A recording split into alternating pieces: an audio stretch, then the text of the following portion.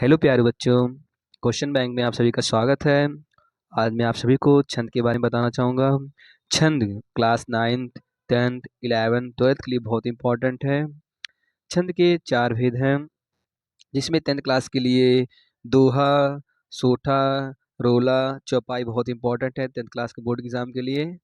तो पहले हम दोहा के बारे में बताएंगे। दोहा छंद।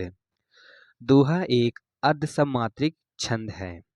इस छंद के प्रथम एवं तृतीय चरण में 13-13 मात्राएं होती हैं तथा दूसरे तथा चतुर्थ चरण में 11-11 मात्राएं होती हैं। सम चरणों के अंत में यस तथा आई आते हैं।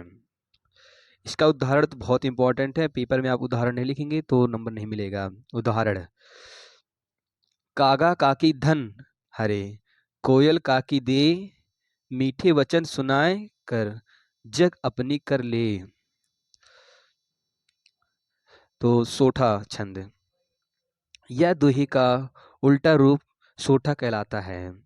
यह एक अर्धसममात्रिक छंद है, जिसके पहले एवं तृतीय चरण में 11-11 मात्राएं तथा दूसरे तथा चौथे चरण में 13-13 मात्राएं होती हैं।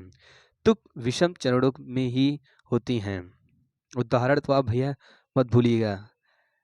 नील सरवन श्याम, तरुण अरुण वारिज नयन, करियो सोमम ऊर्धाम, सदा क्षीर सागर संयम। रोला छंद। रोला एक सममात्रिक छंद है। इसमें 4 चरण होते हैं। प्रत्येक चरण में 24 मात्राएं होती हैं तथा 11 और 13 मात्राओं पर विराम का प्रयोग होता है। उदाहरण: तय ताकी ताकी लोभ, त्रिपथगा के तट लावत, 9-2-11 होत, 3-25 रावत। चौपाई छंद। चौपाई छंद के 4 चरण होते हैं तथा प्रत्येक चरण में 16 मात्राएं होती हैं। चरण के अंत में जगड़ तथा तगड़ नहीं आते हैं। उदाहरण: बंधु गुरु पद पदुम परागा, सुरचु सुभा सरल अनुरागा, अमीप मुरिमय चरण चारु, समन सकल भव रुच परिवारु। मेरे प्यारे बच्चों, छंद पेपर के लिए बहुत इंपॉर्टेंट है, या बोर्ड के लिए नहीं, क्लास 11th और 12th के लिए भी वो बहुत इंपॉर्टेंट है।